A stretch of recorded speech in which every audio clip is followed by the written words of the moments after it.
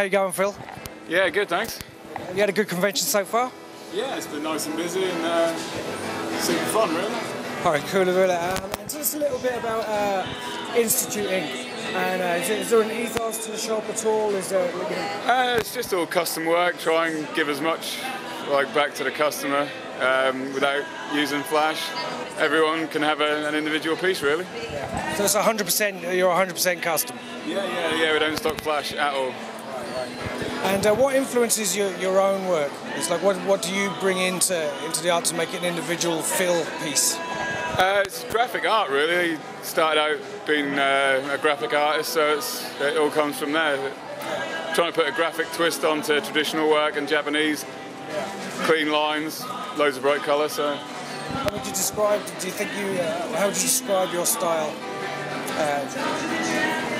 Probably just traditional, more neo-traditional maybe, with a little new school twist, but not too out there really. It's sticking to the basic lines and stuff. So. And how did you get into tattooing in the first place? How did you? I mean, you mentioned you'd done the graphics before. You come from a graphic artist, maybe background. Yeah. How did you then transfer into the tattoo industry? Well, I was getting a tattoo for my wedding day, and the tattooist liked my drawings and asked if I wanted to be an apprentice. And it was as simple as that. Started out part-time and kind of dream come true, really. Yeah. That's actually the easiest apprenticeship story I've ever heard. That's just straight in, just went for a tattoo, he liked your drawings, and it was just that easy, yeah? Yeah. It still surprises me now. You kind of walk down the street sometimes thinking, oh my God, I'm heavily tattooed and a tattooist. It's not what I've ever expected. So. Right, so it's actually kind of a bit of a surprise. It happened quite quickly for you. Yeah, because this is my third year tattooing, first year at conventions, so everything's going really well, really happy. Made a lot of new friends. So. And what do you think about the convention scene? With obviously this is the first year doing it, so what do you enjoy most about a convention? It's meeting up with friends that you haven't seen for a while, and as well as working and meeting new customers that want your work, which is always nice to be wanted, and just being able to have a bit of fun out of the shop environment, really. Yeah. And speaking of the shop environment, what's that like in your place?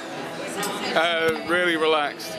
Lots of free tea and coffee, so free sweets and just chatting, and no time limits really. I try and stick to a couple of customers a day so everyone gets enough time and enough attention really. It's important. It's changed quite a lot over the years where the tattoo parlour was almost a place of fear, and now it seems people are just sweets and tea. Yeah, that's it. I think it's because there's no conveyor belt or anything. It's people come in, we have a cup of tea first, have a chat, make sure everything's cool with the designs and stuff, and then get going. If they want to stop, there's no. And I'm not a kind of guy that'll give anyone hassle for stopping. It hurts at the end of the day. So.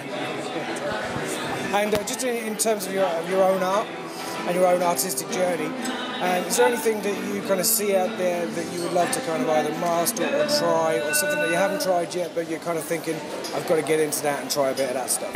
I think like most tattooists would all like to improve paintings.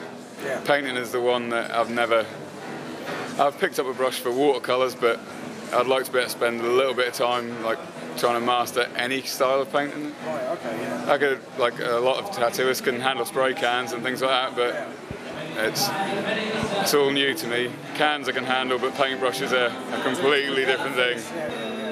So yeah, painting would be the one. Maybe oil colours. That'd be good. All right, cool.